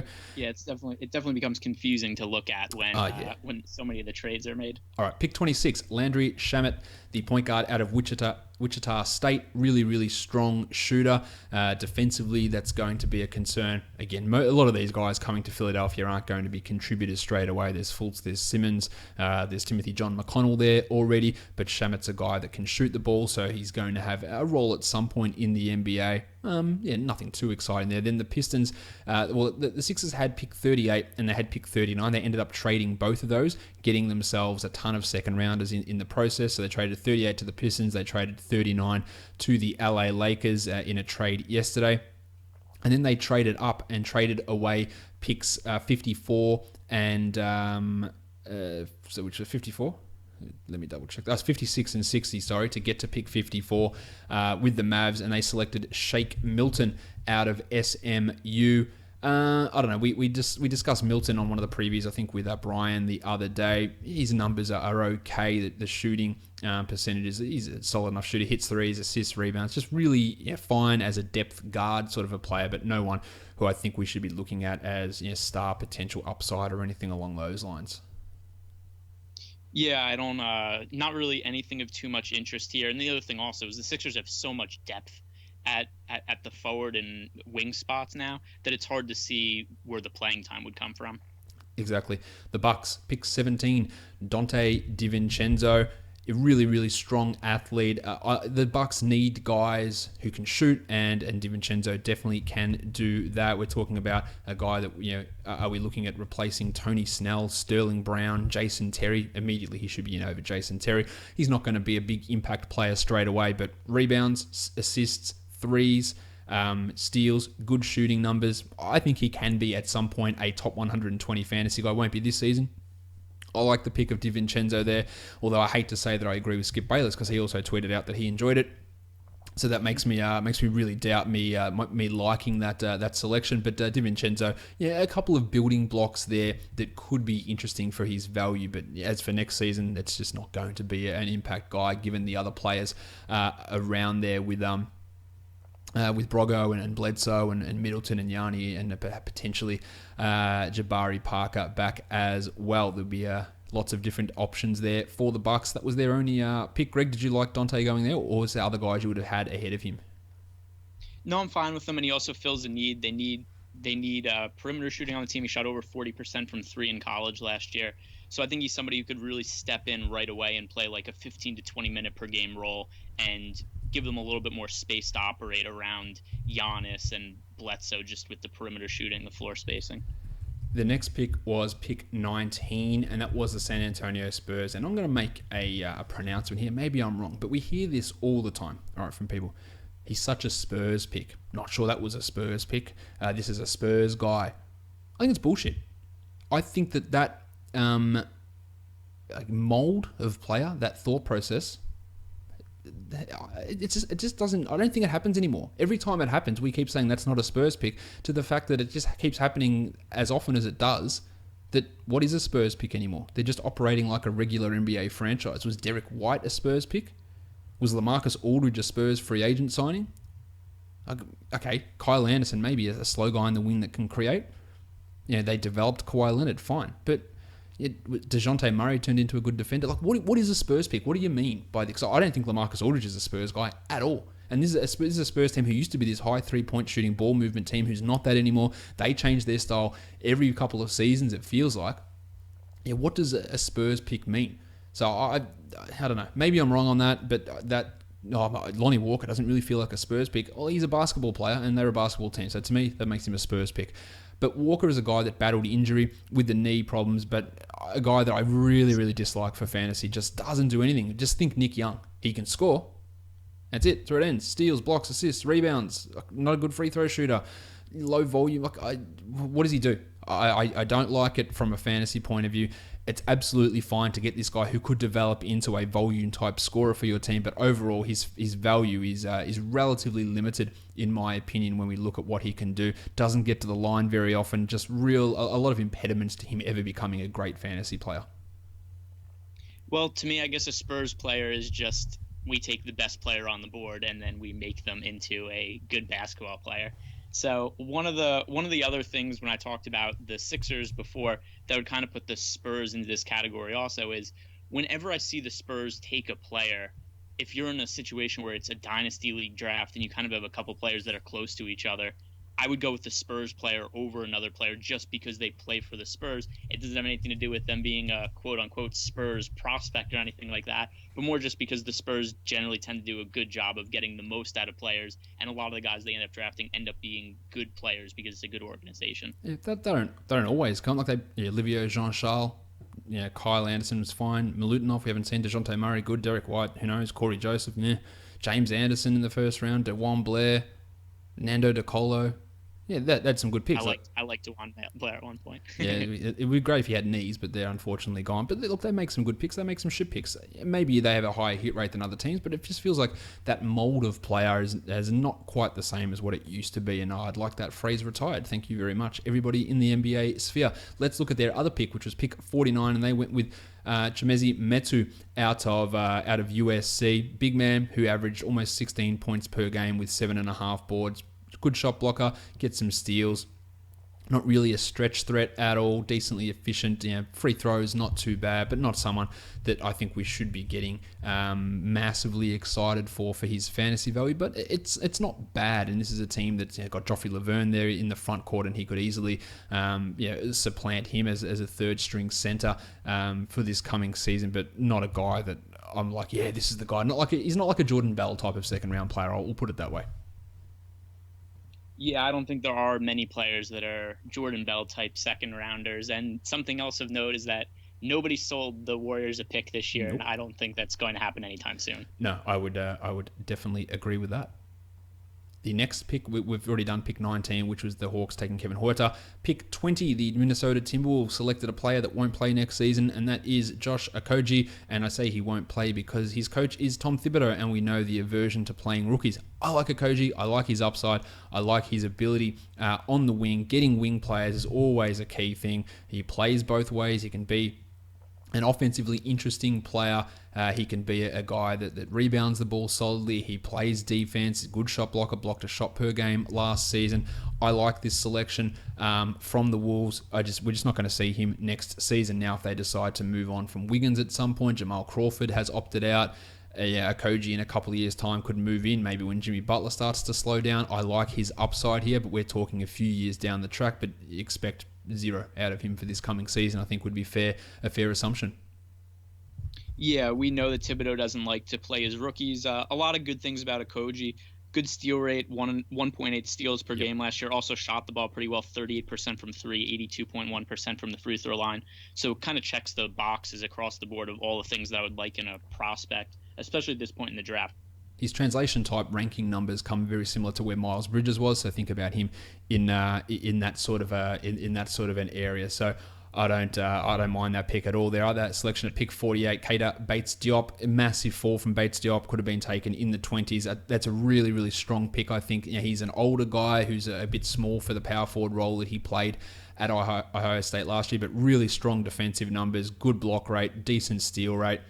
Shot the ball okay, 36% from three, but also shot 20% from three and 32% from three in his junior and sophomore years, respectively. An older player, as I mentioned, who's a decent enough rebounder, almost 9 boards last season in his time playing up at the power forward spot. There's Taj Gibson, there's Gorgui Dieng, but I love getting this selection here. I think Bates-Diop has got pretty good upside, and I would take him 10, 15 spots ahead of that 48 spot in a dynasty type format. Even though he's a little bit older, he can contribute and maybe have a 4 or 5 year solid top 200 run. I think is a possibility for him. Yeah, I think that he was a fine pick. He does do a little bit of everything well. It's nice to see a big man who shot 36% from three in college last year. I have a question for you because he was somebody who I liked at one point. What's your opinion on Gorgui Dieng at this point? He's old. Much older than what you might think. I still like what Dieng can do. I think he does have the ability to stretch out a little bit more. He does have some. He's a pretty good defender, good steal rate, decent block rate, good rebounder. I still like Gorgui Dieng. The problem is that Tom Thibodeau doesn't, and when he doesn't, then we're just not going to see Dieng out there. I think he's still got comfortable top 70, top 80 fantasy upside in a 32-minute per game role. He's just not getting anywhere near that in Minnesota, and his ability to play at the 4 is probably a little bit limited now as opposed to what it was 2 years ago. So I still like Dieng, but it's not looking great for him at this point. Yeah, if he was to go to another team where he was to get playing time, I think he'd be a really good value pick in drafts this year. Yep. I don't think it's impossible. I just don't think it's the most likely scenario, at least at this point in time. The Jazz had pick 21. We know what they did with their pick last season. That was Donovan Mitchell, and they went with the basketball world's new number 1 villain, and that is Grayson Allen out of Duke. 4-year player there, averaged 15.5 points this last season, 4.5 assists, 3.5 rebounds, 1.7 steals, shot 37% from 3 for each of the last 2 seasons.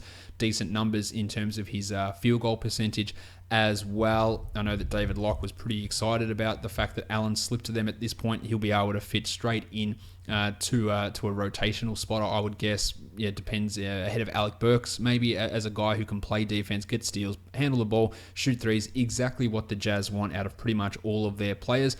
His fantasy upside is limited. It won't do much next season, but I know that the Jazz are really happy to have Grayson Allen fall to them at this selection here.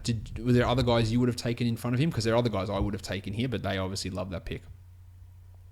Yeah, I didn't really like Grayson Allen all that much. And, I mean, he is what he is. So, well, I guess everybody is what they – that's kind of a stupid saying now that I think about it. But so Grayson Allen, I don't think he's getting better from here is really my big issue with him. He is going to be able to shoot threes, so that's a skill that's always needed in the NBA. But he's also going to be 23 years old by the time the season starts.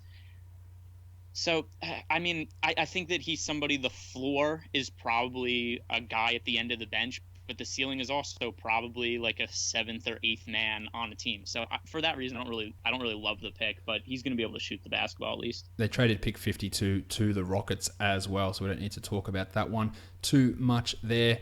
Let's talk about, 22 we've done already, the Bulls with Chandler Hutchison. Pick 23, the Pacers selected Aaron Holliday out of UCLA. Of course, his brothers, Justin and Drew, already play in the NBA. They are both put on the Pacers hat after their brother was drafted. A really strong shooter who shot 43% last season, 42% over his 3 seasons in UCLA. 20 point per game guy, 6 assists. Defensively, he does struggle a little bit, but the assists are nice from Aaron Holliday. He's a guy who, if he gets out there and hits those threes, can be obviously a useful fantasy guy. Good assists. The steal rate's not quite there, but good free throws. You've got Darren Collison, you've got Corey Joseph ahead of him, and he won't be having much of an impact this season. But I think that he could be a player who does have something of dynasty value, but I don't think he doesn't have the ability to become to ascend to a Drew Holiday level player, I don't believe. No, I think he could definitely take the Joseph Young role over at Youngster. Indiana. And really strong shooter, 43% from 3 in college, 83% from the free throw line. He's not as big or as good of an athlete as Drew is, except he does have the ability to shoot the ball.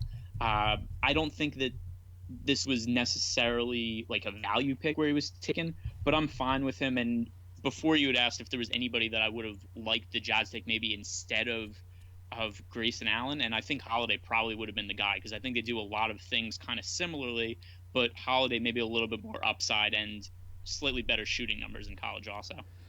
Yeah, I agree. The other guys, I would have had a Kobo over him. I would have had D'Anthony Melton probably ahead of him here as well. It's not a terrible pick by any means. And then they had pick 50, the Pacers, Elise Johnson out of Arizona, a 6'9" forward who played his sophomore season. Missouri State, 15 and 12, strong rebounder. The defensive stuff though, no steals, no blocks, 28% from 3 after shooting 39% as a freshman. So I don't really know where that free throw percentage, where that 3-point percentage is going, because he dropped from 39 to 28 in his 3-point percentage, but went from 68 to 76 in his free throw percentage. So they're sort of counterintuitive. I don't really know where that goes. Thad Young is obviously still around there for this team. They drafted TJ Leaf last season. I don't really see massive upside for Johnson, but a strong rebounder, and that can occasionally have value. Far from the worst pick, but nothing overly exciting, I don't think, for Elise there at pick 50. Pick 24, Greg, the Blazers, Anthony Simons, the point guard out of the IMG Academy, didn't go to college this season. Massive upside player. Many people really wouldn't have seen too much about him because he didn't play in college, but I like the Blazers. I like the selection in a vacuum, but he's not going to be able to help too much this season. I don't know what this means for Shabazz Napier, whether they bring him back for a team that's young but older than you think, given their core is all around the same age and don't really have any young talent coming up apart from Zach Collins. It is a curious pick in that degree, but I like the pick of Simons. I think he does have considerable upside to become, he could be a guy that you'd want ahead of the other guards that went in front of him, Troy Brown, Donte De Vincenzo, Aaron Holliday, all those players he could easily get ahead of there. So I like the idea in theory. Not sure about it from a Blazers point of view though.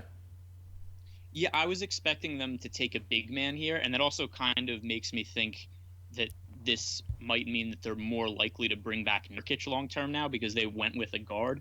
The other thing too about Simons is I thought that he was going to be somebody who was taken at the end of the first round by a team like the Hawks or something like that, just like a bad team that could just put a really good athlete out there and just see him develop.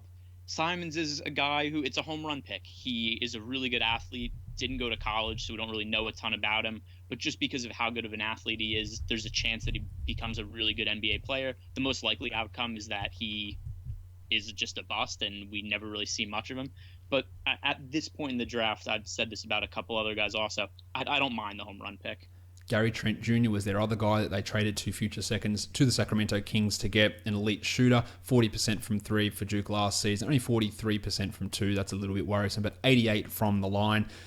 Just doesn't do anything else. Yeah, no assists. Steal rate's okay. Far from spectacular. Does not block a shot at all. Doesn't turn it over. Ball handling is a concern, though, because he just doesn't have the ball in his hands often enough. Not a guy that translates spectacularly for fantasy. But if he can get that scoring and get that volume up, that's interesting. And, I think that spot where he's drafted is right about the area you want to look at him in terms of his dynasty value overall. I'd probably take him ahead of someone like the Wizard Amari Spellman. I'd look at him ahead of, say, Mo Vagner or Landry Shamit in terms of where to look at it in dynasty point of view, but not a guy I have massive hopes for. What do you think of Trent Jr.? Yeah, I don't have any real strong opinions on him. So I guess I'll just leave it at that. Yep, fair enough. I'm happy with that. Pick 25 was the aforementioned Mo Wagner out of Michigan. Germany, the Lakers selected him. He is the standard white man stretch big man that we've seen, and he's going to get compared to every single one of those guys. A really, really strong shooter. Played 4 years in college, 39% in each of the last 2 years from 3. Hits his 2s at a phenomenally high rate. 53% from the field overall for a stretch big man is a really good number. The free throws are a little bit worrying, so that's when you look at it, okay, he's hitting 40% of his 3s. Why is he only get at 69 or 73%? Giggity. From the free throw line? And what else is he doing? He's not getting assists. He's not blocking shots. He's not getting steals. His rebounding is okay. He scores. And in the NBA, he's not going to be pushed into a large usage type of role. He's going to be a spot-up guy. He's just a guy that I'm just not all that excited about. There are other guys I would have wanted there. The Michigan fans got on me when I tweeted that out there, because it's always funny when you say something, I don't like this pick here, that people will come and attack you. Go look at their bio, and they are definitely from that same college that player went to, or they are supporters of the team that he ended up going to. That's almost 95% of the time when someone attacks you for offering an opinion, they are the reasons. I didn't like the Wagner pick there. Other ways I would have gone. Doesn't look like the best fantasy overall value guy, but the efficiency stuff's interesting. But how's that free throw percentage going to translate? Yeah, I always think it's at least interesting to have a 7-footer who made almost 40% of their three-point attempts. To me, Henry Ellenson. There's always, you can have him. Yeah, or like Channing Frye, somebody like that, who there's a role for those types of guys in the league. And the other thing to what you said too, if you ever make a comment about Derrick Rose and then somebody comes and goes, oh no, Derrick Rose, he's the best point guard in the league, there is a 100% chance that if you click on their bio, Derrick Rose will be mentioned at some point. Yep. Yeah, there's always weird stuff. Just saw a really interesting tweet here from Myles Bridges that came out. I have to announce this one. It's one of his old tweets from 2012 that people love digging them up. His tweet question is, Greg, you don't have to answer this question, but his tweet is, would you rather get pussy every day for the rest of your life or go to heaven? And I'll just leave it at that. And I wish I had seen that tweet before I recorded the show, because it 100% would have been the opening quote of the show. So shout out to Myles Bridges, the prohibitive favorite for MVP next season. Let's what else did the Lakers do in this draft? Because I know they had another pick. I've just got to go through my list of players. Oh yeah, they selected one of the best names in the draft, Isaac Bonga, the wing out of Germany. Handles the ball pretty well. I don't think we're going to be seeing him in the NBA this season. Maybe he is here for Summer League, but a decently sized wing who can handle the ball, translates decently well when coming across. Nice assist numbers for a wing player, steals, blocks, really good free throw shooter. Yeah, I think there's some upside in Bonga, and I do like the selection for him there from the Lakers at pick 39, a selection they acquired off the Philadelphia 76ers yesterday. And I think also notably is that they did not draft another ball. Yes, absolutely perfect. We which one was this one? LiAngelo, yeah? Yeah, LiAngelo Ball did not get drafted. So, unlucky for you, LeVar. I'm sure we'll be hearing some bullshit from you as a terrible, terrible person, which I'm sure we'll be hearing more about at some point. Let's look at their other pick, a guy who I'm going to have to learn how to say. Let me have a crack at it. I've been practicing. It is Svi Mikhailuk. And please tell me if I'm wrong. I'm fairly confident I got that right, but that is who they drafted. Svi with that pick, a 4-year player out of Kansas, good three-point shooter, 44, 40, and 40% the last 3 seasons from 3. Just does nothing else, though. He doesn't block shots. Steals are not bad. They're not great, though. Rebounds, assists are low. Doesn't get to the line at all. Really, not someone who profiles as a high upside fantasy type guy, but he's banging in threes. And again, you can get threes off waiver wires anywhere, and the Lakers are likely going to need these sort of players. If they're successful in getting these high price guys, they're going to need these second round guys on $800,000 contracts to be able to fill out their roster. So he could be a player that finds himself as the 11th man in the rotation and comes in and hits one three a game. So just keep an eye on Mikhailuk, but nothing great there. How much do you know about Svi, my man? Svi, well, I know how to pronounce his name now, apparently. Svi. Don't take that as a guarantee. Mikhailuk. I was hoping you were going to try to go for the full first name. Oh, no, that's not hard. It's Sviatoslav. Yeah, that's easy. I can do that one. Sviatoslav Mikhailuk. I'm happy with that. Please tell me how wrong please tell me how wrong I am, any Ukrainian listeners that we have out here, but I'm relatively happy with that as a first attempt for Svi. Pick 27. I don't think the Lakers had anyone else unless I'm... nope, I think we're good. No, that's everybody. Pick 27, Robert Williams, a guy who could have been a top 10 pick last year, could have been a top 15 pick this year, kept falling and falling and falling. And the reports are that it's just character concerns. And we've seen teams value this. I think that's part of the reason why Mickey Porter dropped as well, is just character issues. Now, the Celtics need rim protectors. Robert Williams is a good rim protector. He's the worst free throw shooter probably in this draft, but he's a guy that can get blocks and he can finish at a decently high rate. He's never going to shoot. He's never going to shoot at all. He's not going to hit threes. He's not going to stretch. He's not going to do anything like that.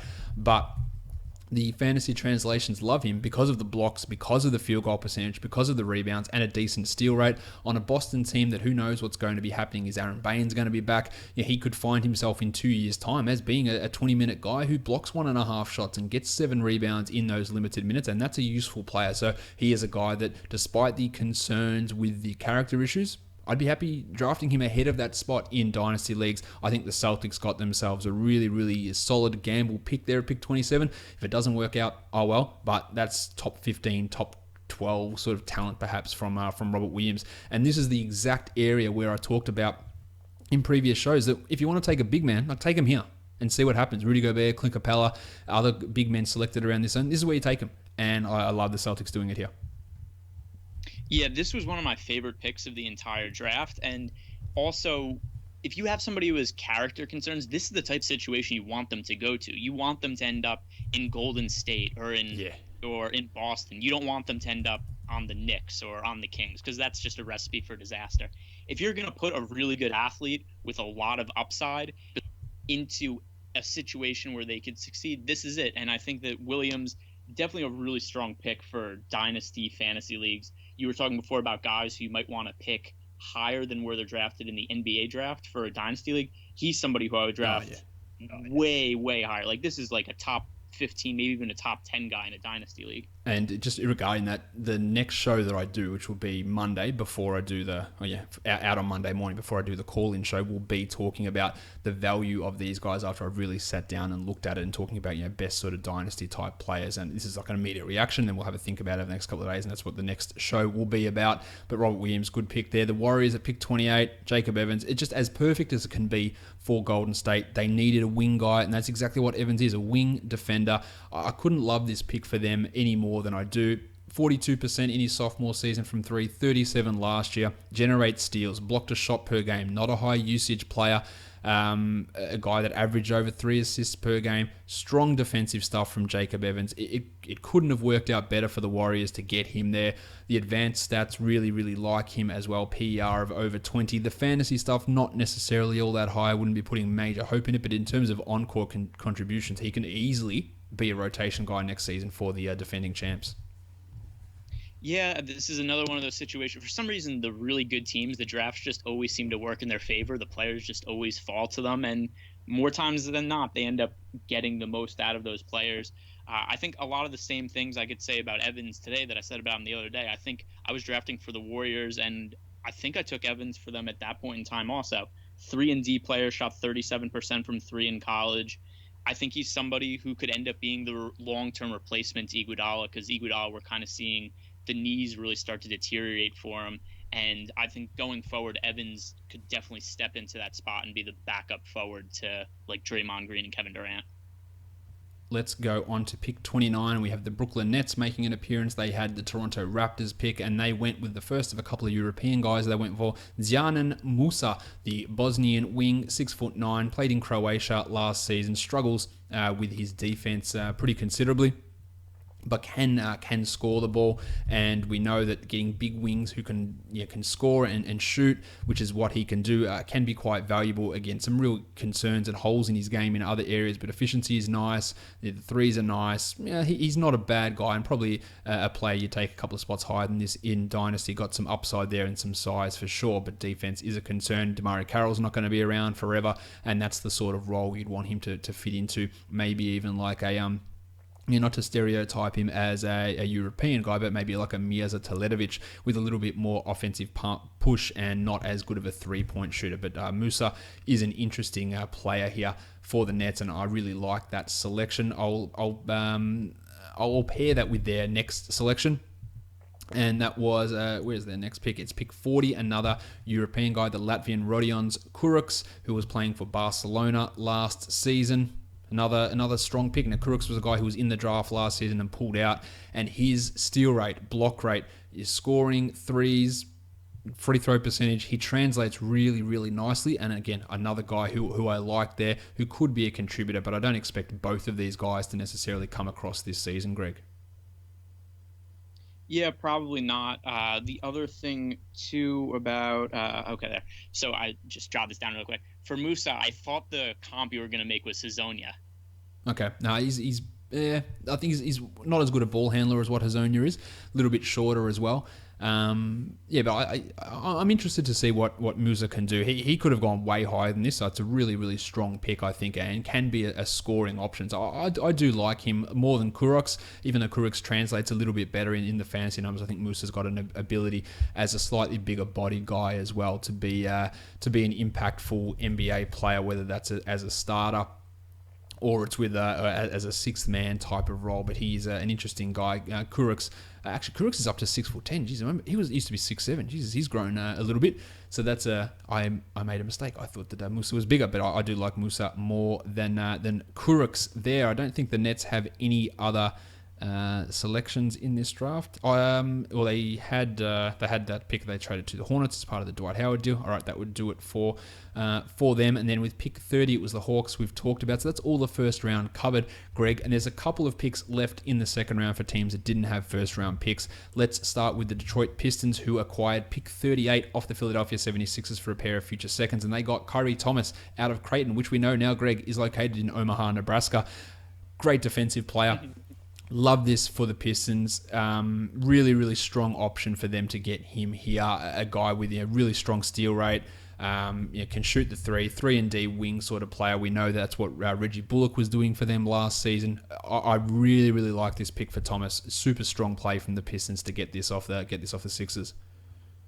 Yeah, I thought Thomas was a first-round player. When we did the mock draft the other day, I took him somewhere in the 20s. I forget with which team, but I think this is a really good value getting him at this point in the draft. And then the Pistons also had pick 42, and they chose Bruce Brown from Miami, a top 20 upside sort of a player.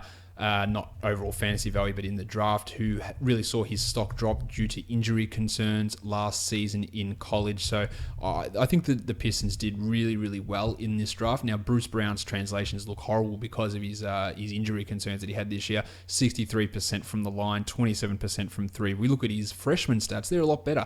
As split numbers of 46, 35, and 74 with better assist numbers per 40, steal numbers pretty strong. So a guy with some significant upside. So I love the way that the Pistons, with their limited assets, were able to use those second round picks. Both those guys, wing guys, are so valuable, and they've got two guys there, defensive guys, offensive guys. Really, really loved what the Pistons did with both of those selections. We've got two other teams left to talk about. The first one of those is the Oklahoma City Thunder. They acquired that pick from the Hornets, who had acquired it from the Nets.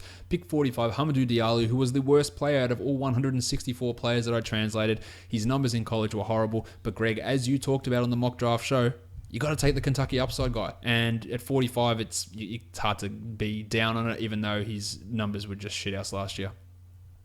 Yeah, super athletic, big guard, 6'6", 7-foot wingspan. So to take a Kentucky guy at this point in the draft, who I wouldn't have been upset if he was taken at the end of the first round as kind of like an upside home run play. So second round, it's really low risk, high upside. So I like the pick.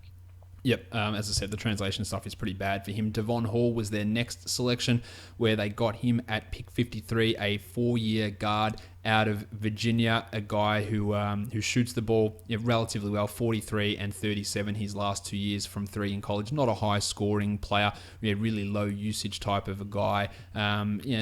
Assists and steals aren't really high. Not a player who I think that we should be feeling great about for fantasy. And then the last pick, they ended up with 3 second-round picks, was Kevin Hervey as a forward. I'm just going to bring up where Hervey's numbers are on my list here. 100. No, yeah, he comes out all right. His translations are good, high usage, decent scoring sort of numbers. Not sure he's going to be able to do that in the NBA, but an athletic forward who is definitely worth the pick there for Hervey, who played at Texas Arlington last season and was a 4-year player as well, scoring over 20 points per game. But I wouldn't be getting too excited about that pick there for the Thunder. Did you think anything about Hall or Hervey in those 2 picks?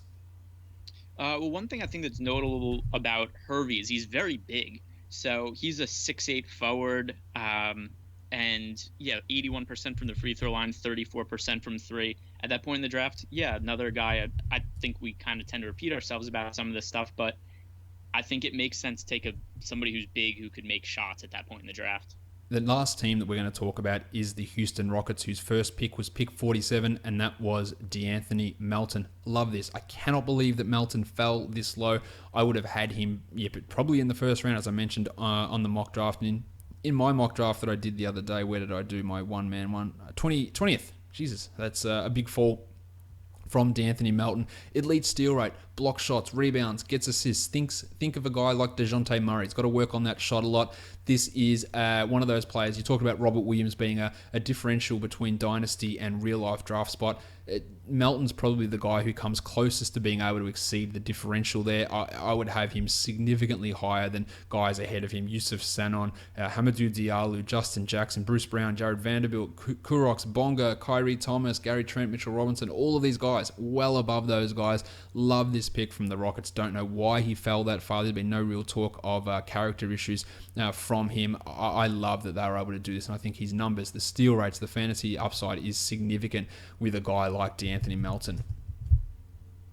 Yeah, I think another really strong pick. In terms of just value, where guys were picked, I thought that Melton and Evans were 2 of the stronger picks in terms of players that I think could contribute right away at the NBA level. So Melton also strong steal rate, had 2.8 steals per 40 minutes in college last year. I think that he could definitely be a role player for Houston as soon as next year and take over like the role of like what Joe Johnson was for them last season. The last guy here was a Jazz selection, traded to the Rockets, pick 52, and that was Vince Edwards, a 4-year player out of Purdue. Scores okay, but it's rebounding, assists, 6'7" forward.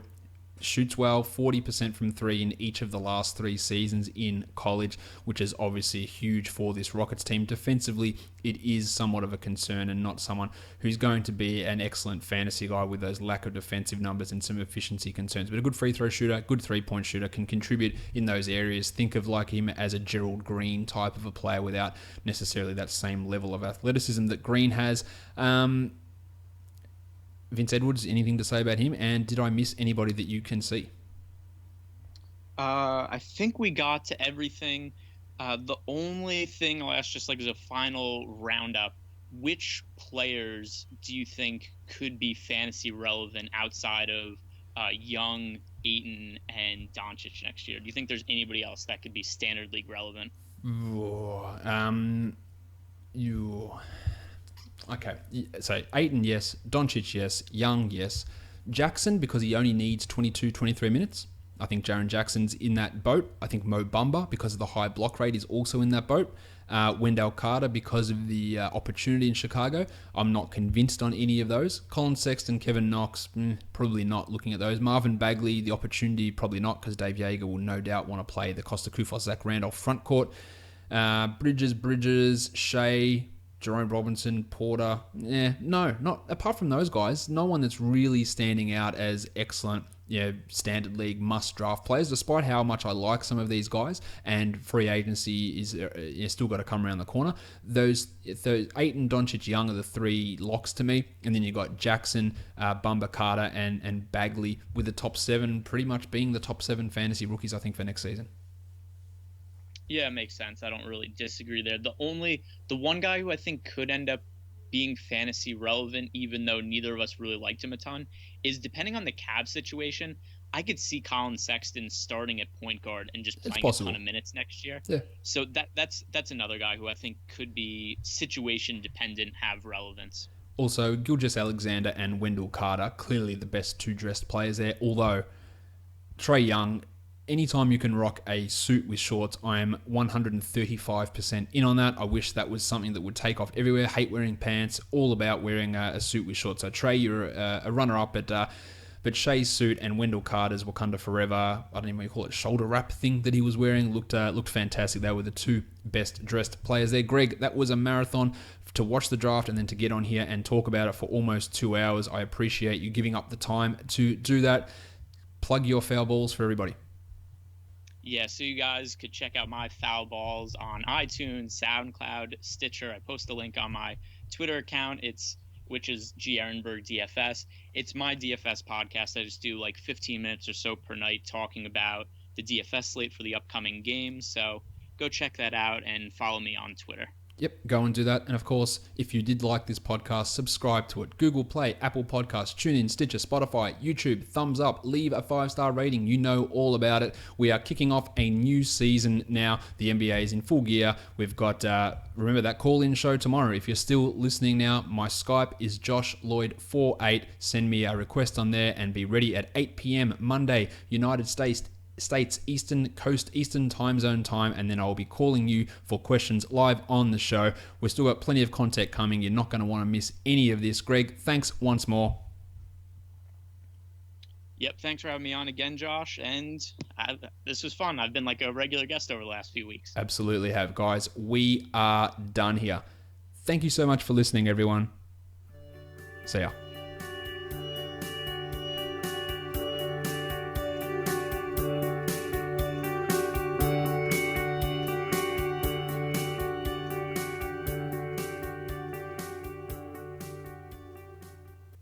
Spencer Dinwiddie.